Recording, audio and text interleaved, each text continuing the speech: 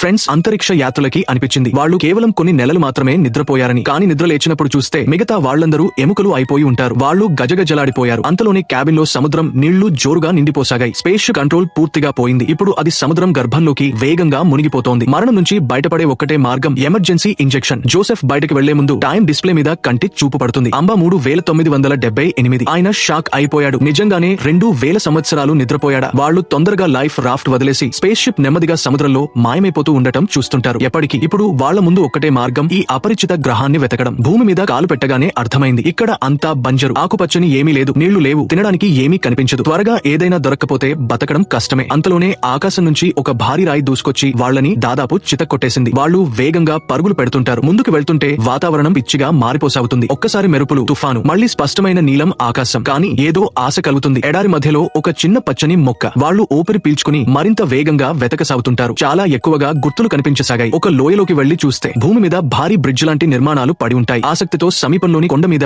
ఎక్కి చూస్తుంటారు. షాక్, అవి బ్రిడ్జులు కాదు, ఏదో భారీ జీవుల శిల్పాలు. ముందుకి సాగుతూ ఆఖరికి ఒక అడవి, ఒక స్వచ్ఛమైన చెరువు కనిపిస్తుంది. అలసిపోయిన వాళ్ళు సంతోషంతో నీళ్లలో దూకేస్తారు. కానీ స్నానం చేస్తుండగా ఎవరో వాళ్ల బట్టలు, సామాను దొంగిలించేశారు. తెలిసినప్పుడు పరుగులు పెట్టారు. కానీ ఆ స్థలంలో కేవలం చినిగిపోయిన బట్టల గుడ్డలు మాత్రమే. నిరాశతో అవే గుడ్డలతో ఓళ్లు కప్పుకుంటుంటారు. కొంచెం దూరంలో వెళ్లి దొంగల్ని పట్టుకుంటారు. కొందరు స్థానికులు సగం బట్టల్లో భయంతో గజగజలాడుతూ. జోసెఫ్ టీం ఏమైందో అర్థం చేసుకునే ప్రయత్నంలోనే వెనక నుంచి భయంకరమైన పేలుడు. స్థానికులు భయంతో ఇటుంటు పరుగులు. జోసెఫ్ టీం కూడా వాళ్లతో పాటు పరుగు. అడవి బయటకు వచ్చిన వెంటనే గుళ్లు కాల్చడం మొదలవుతుంది. అతి ఆశ్చర్యం ఏమిటంటే కాల్చేవాళ్లు మనుషులు కాదు, గుర్రాల మీద వచ్చిన వానరులు. ఈ ప్రపంచంలో కోతులే ఆధిపత్యం పొందాయని అనిపిస్తుంది. మనుషుల్ని జంతువుల్లా పట్టుకుంటారు, కొడతారు. లొంగని వాళ్లని అక్కడే చంపేస్తారు. డేవిడ్ కి నమ్మకమే రాదు, కానీ క్షణాల్లోనే అతన్ని కాల్చేశారు. జోసెఫ్ మెడలో గుండు దిగుతుంది. కానీ జీవంతో పట్టుకుని వానరుల గూడుకి తీసుకెళ్తుంటారు. చికిత్స తర్వాత పంజరంలో బంధించారు. వానరులు అతన్ని వింత ఆసక్తితో చూస్తుంటారు, ఏదో పెంపుడు జంతువుని చూసినట్టు. ముందు అతని ధైర్యం చీల్చాలని నిర్ణయించుకుంటారు. కొన్ని రోజులు ఆకలితో ఉంచారు. ఒక రోజు ఒక వానర మహిళ వస్తుంది. మిగతా వాళ్ల కంటే తెలివైన, మర్యాదస్తురాలిగా కనిపిస్తుంది. జోసెఫ్ గుండుకి మాట్లాడలేక సైగలతో మాట్లాడే ప్రయత్నం చేస్తుంటాడు. కానీ